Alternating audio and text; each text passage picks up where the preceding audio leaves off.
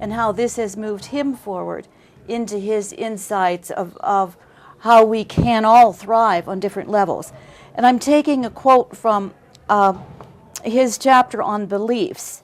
And I'm going to use two paragraphs here because I think this will in some ways support what he's been saying and allow us to move forward in our way under this time and the influence of Capricorn, both as a country and as a people of humanity. And let me just go back.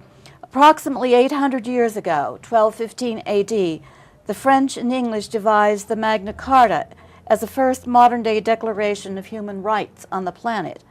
For more than 800 years, they tried and variously embraced these principles until, in a reaffirmation of these ideals, individuals created what became the Constitution of the United States.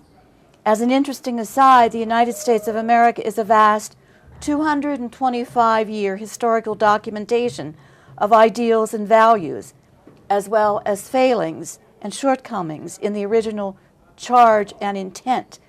Best said, America, as well as the rest of the world, individually and culturally, nationally and collectively, are all works in progress. We have watched America's progression from its infancy to its present state of evolvement as it migrates towards a better representation of its people and their values and heads towards a more useful leadership role on the planet.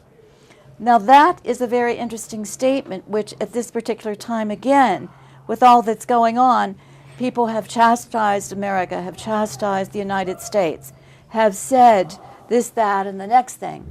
And as you see in terms of Obama and his movement into the American culture and with new ideals, again, can you further expand on that in terms of what you see coming through the United States? Well, let me say first, in part to our last remarks, that as we want to move forward in our lives, we have to recognize that we have the momentum of the choices and the decisions that we've made thus far. And as we want to make new choices and decisions, they don't come instantly because this momentum has been going on much of our life, and so we have to learn how to shift that, which is hopefully something we'll get to in our talk here. But the same thing with America. America as a country has grown up, it's gone through the momentum of its shifts and changes, and it's getting ready to shift and change again, and we're watching the old momentum that we've been kind of crash and burn, or shift, really. I mean, there's nothing unhealthy about what's going on. It's part and parcel of humanity moving forward, and what has served us for a period of time no longer serving us, and so it kind of topples and falls, and it becomes rebuilt anew with our new insights, and we learn from our mistakes. What I'd like to see is America become a leader again, which it is. There was a time when we built the best automobiles, and then other countries took that over. Then we became the best with software. Other countries took that over. Or they become proficient and dominant and successful, but we were always the leaders. And ultimately what I want to see America is as the exporter of real freedom. Not the kind of freedom we've had. We've had a certain kind of freedom, but the potential for America to become the leader of a new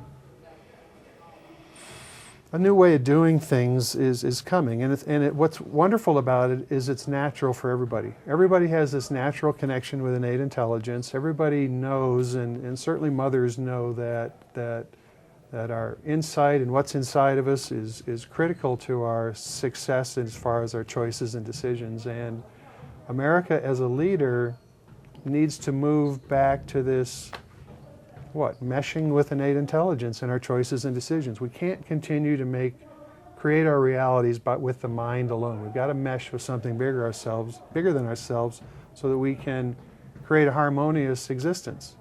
Right now, shortage and shortcoming is how the economic system works. When there isn't enough, the price goes up and people make money, and that's supposedly the game and the goal, and it doesn't work.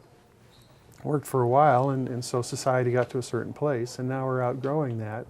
And I'm looking forward to America meshing with the potential of America, meshing with the potential of individuals all over the world, and all of us becoming leaders, all of us stepping into our potential, all of us learning how to partner with, again, what I like to call innate intelligence, moving into that courageous perspective and moving on, and starting to build something that we can,